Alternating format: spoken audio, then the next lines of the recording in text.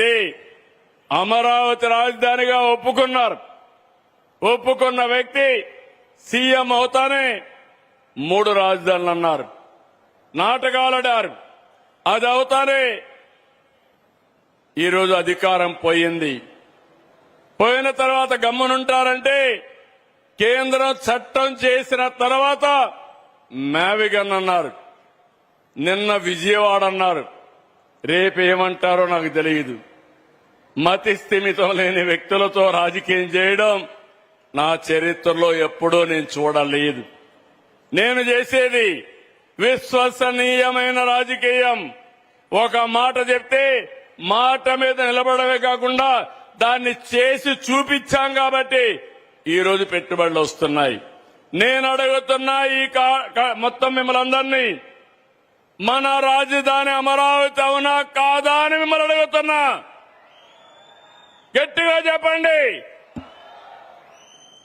ఈ కడప గడ్డ మీద మనం అందరం చెప్పాల్సింది మన రాజధాని అంటే సగౌరవంగా అమరావతిని గట్టిగా చెప్పండి. మన రాజధాని మన రాజధాని మన రాజధాని. తమ్ముళ్ళు, దేంతైనా ఆడుకోవచ్చు కానీ ఇలాంటి రాష్ట్రం యొక్క ఆత్మాభిమానంతో ఆడుకోవడానికి వీలు లేదు. ఈ విషయం మీరు గుర్తుపెట్టుకోవాలి. ఒకప్పుడు మనం చాలా బాధపడ్డాం. 5 ఏళ్లు కర్ణాటక నుంచి పోయి అడిగితే మీ రాజధాని ఏదంటే గర్వంగా బెంగళూరు అని చెప్పుకున్నారు. తెలంగాణ నుంచి ఎక్కడన్నా పోతే ఏది మీ రాజధాని అంటే నేను అభివృద్ధి చేసిన హైదరాబాద్ మా రాజధాని వాళ్ళు బాగా చెప్పుకున్నారు.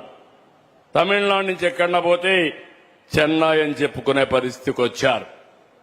కానీ దురదృష్టం 3 రాజధానులు 3 ముక్కలాటాడి మనం నష్టపోయే పరిస్థితికి వచ్చాం. ఈ రోజు మిమ్మల్ని అందరికీ ఒకటే విజ్ఞప్తి చేస్తున్నా, మీరందరూ గర్వపడేట్టుగా రాయలసీమను అభివృద్ధి చేస్తా. మీరందరూ కూడా గర్వంగా చెప్పుకునే విధంగా మీ రాజధాని ఏదంటే కాలరెత్తుకుని అమరావతిని చెప్పే విధంగా చేసే బాధ్యత ఎన్డీఏ ప్రభుత్వానిదని మరొక్కసారి హామీ ఇస్తున్నాం. అంతేకాకుండా ఈరోజు ఇంకొక విషయం కూడా మీ అందరికీ అర్థం కావాలి. రాజకీయాలు ప్రజల కోసం చేసేటివి. హింసతో రాజకీయాలు జరగవు. నేరాలతో రాజకీయాలు చేయడం కరెక్ట్ కాదు. నేను తీవ్రవాదులతో పోరాడాను, నా కోసరం కాదు, సమాజం కోసరం. కడాన 23 క్లేమోర్ మైన్స్ నా మీద బ్లాస్ట్ చేశారు. నేను ఆ రోజు కూడా భయపడలేదు. ఒకవేళ సాక్షాత్తు వెంకటేశ్వర స్వామి దిగి వచ్చి నాకు ప్రాణభిక్ష పెట్టాడు తప్ప ఇంకోటి కాదు. ఆ విషయం మీరు గుర్తుపెట్టుకోవాలి. అలాంటి సందర్భాలు చాలా చూశాం. నేను ఒక ధ్యేయంతో పనిచేస్తున్నాను. నిన్న కూడా మీరు చూశారు, పోలీసులు నిర్వీర్యం చేసే పని చేస్తున్నారు. అక్కడ జరిగిన సంఘటన విజయవాడలో మీరు చూస్తే చాలా బాధేస్తుంది. పోలీసులు ఎప్పుడు లా అండ్ ఆర్డర్ మెయింటైన్ చేస్తారు, మన ఆస్తులు కాపాడతారు, మన ప్రాణాలు కాపాడతారు. ఇంకో పక్కన ఎన్నో టెన్షన్లుంటాయి. తీవ్రవాదులు సంఘ విద్రోహ శక్తులపైన పోరాడతారు. అలాంటి చేసినప్పుడు ఇటీవల కాలంలో ఎక్కడ చూసినా గంజాయి బ్యాచ్ వచ్చింది, బ్లేడ్ బ్యాచ్లు వచ్చాయి. గంజాయి బ్యాచ్కి తల్లికి భార్యకు కూతురికి కూడా తేడా తెలియదు. అలాంటి వాళ్ళని డీల్ చేయడం చాలా కష్టం. అలాంటి ఒక సంఘటన జరిగితే నేను ఎప్పుడు కూడా ప్రజాస్వామ్యయుతంగా చేయాలంటాను. అదే సమయంలో చట్టపరంగా ఎవరైనా సరే కఠినంగా ఉండాలని చెప్పేది నా కోరిక.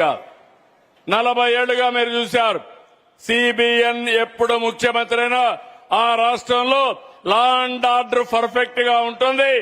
ఎవరైనా మా ఆడబిడ్డల జోలుకొస్తే అదే చివరి రోజు అనేది నా ఆదేశాన్ని మరొకసారి విజ్ఞప్తి చేస్తున్నాను. ఇప్పటికే మీరు చూశారు, నేను ఎక్కడికక్కడ గంజాయిని పూర్తిగా నిషేధించాం.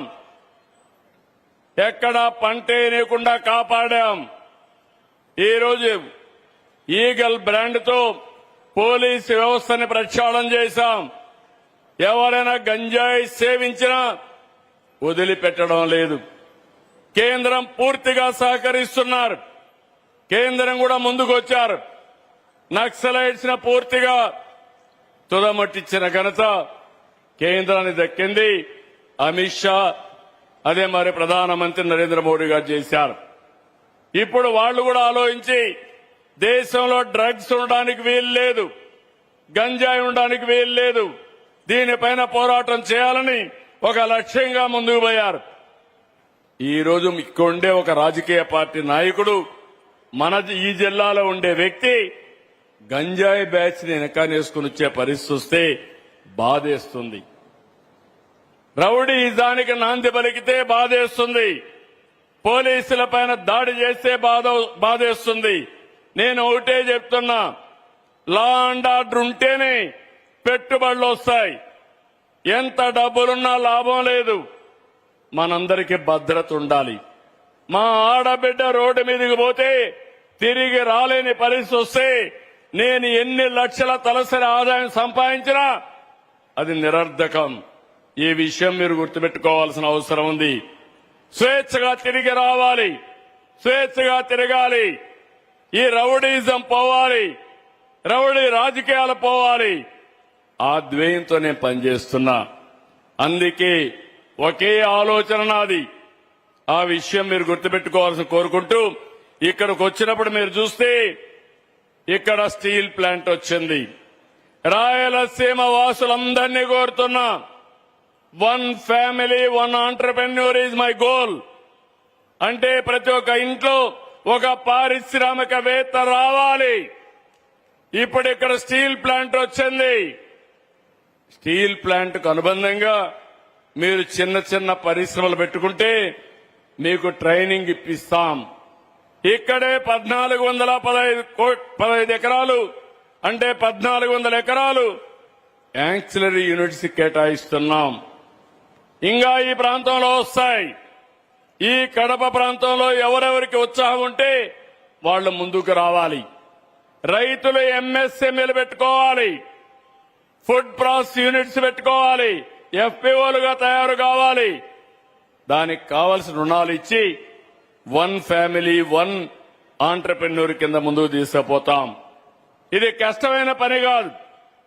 ఇటీవల నేను చూశాను, మా డాక్రా సంఘాలు 1,45,000 మంది ఎంఎస్సీలు పెట్టుకుని మైక్రో ఆంటర్ప్రైజ్ చేసి దేశానికి ఆదర్శంగా నిలబడ్డారు. ఈ సంవత్సరం 5 లక్షలు చేస్తున్నాం. కడప జిల్లా మీరు ఒకసారి చూస్తే 20.5 గిగావాట్ సోలార్ వస్తా ఉంది, విండ్ వస్తా ఉంది, పంపుడ్ స్టోరేజ్ ఉంది. ఇక్కడనే మీరు చూస్తే సోలార్ వచ్చింది, పక్కనే విండ్ మిల్స్ ఉన్నాయి, పక్కనే మన గండికోటలోనే పంపుడ్ స్టోరేజ్ వస్తా ఉంది. ఈ విషయాన్ని మీరు గుర్తుపెట్టుకోవాల్సిన అవసరం ఉంది. ఈ 3 కలిపి అవసరమైతే బ్యాటరీ కూడా పెట్టుకుంటే కడప జిల్లా గ్రీన్ ఎనర్జీకి హబ్గా తయారవుతుంది. ఏ వస్తువు కూడా గ్రీన్ ఎనర్జీతో తయారు చేసి ప్రపంచానికి ఆదర్శం అవుతుంది. ఈ ప్రభుత్వం ఎప్పుడు కూడా ముందు చూపుతో పనిచేస్తాం. ఈరోజు గండికోట మీరు చూస్తే మైలవరం గండికోట 30 టీఎంసీ నీళ్లు పెట్టుకునే అవకాశం ఉంది. జిల్లాలో 80 టీఎంసీ నీళ్లుండే రిజర్వాయర్లున్నాయి. ఇంకా వర్షాలు పడలేదు. అయినా కూడా ఈ కడప జిల్లాలో ఉండే రిజర్వాయర్లో 48 టీఎంసీ నీళ్లు స్టోరేజ్ ఉంది. ఇది ముందు చూపు. పోయిన సంవత్సరం అన్ని రిజర్వాయర్లు ఫుల్ గా పెట్టాం. కొంతవరకు 2 పంటలు వాడాం. ఇప్పుడు ఇంకా కూడా 45 టీఎంసీ నీళ్లుండే పరిస్థితి వస్తా ఉంది. అందుకే వ్యవసాయం కూడా గిట్టుబాటు ధర ఉండే వ్యవసాయం, హార్టికల్చర్, అక్వాకల్చర్ ఇవన్నీ పెడతాం. ఇంకో పక్క ఇండస్ట్రీని సర్వీస్ సెక్టర్ని ముందుకు తీసుకెళ్తాం. ఇప్పుడే మేము వెళ్ళినప్పుడు కన్యకా పరమేశ్వర టెంపుల్కి వెళ్ళాం. ఆ టెంపుల్ చూశాను. ఆ ప్రాంతమే ఒక ప్రశాంతంగా ఉంది. అది చూసిన తర్వాత నాకు అనిపించింది, I requested Jindal ji, why can't to develop this temple? Immediately he promised me he is going to make it one of the best temple with his funds. నా ఆలోచన ఎప్పుడు కూడా ఎక్కడైనా ఒక చిన్న పని ఉంటే ఏ విధంగా భాగస్వాములు చేయాలనో చేసే విధంగా ముందుకు పోతున్నాం. ఈ రోజు చూస్తే 3 ప్రాజెక్టులకి I'm very happy. JSW Rayalaseema Steel Plant started today. It is 24 months. Another 24 months we are going to complete. And also we have laid the foundation stone for JSW solar plant. It is another 20,000 crores they are going to spend. And finally, in Vizianagaram, JSW Industrial Park, they are going to start. In Vizianagaram, if you see Araku Valley, before going to Araku Valley, there are nearly 300 acres of land additionally. They are going to develop one of the best tourism hub. I am very happy that is also going to come. He is going to invest. I asked him, next 4 or 5 years, I will bring projects for you. What are all possible, all these things we will do it. And also, you have to invest in Andhra Pradesh. For your investment, returns will be safe. That is our commitment. I am very happy. He is going to invest in new technologies, new areas, either drone or space technology, and also further investments in industrialization. So ఇవన్నీ చేస్తున్నాయి. ఈ రోజు ఇంకొక పక్క అలగనూరు కూడా ఒకటి అడిగారు.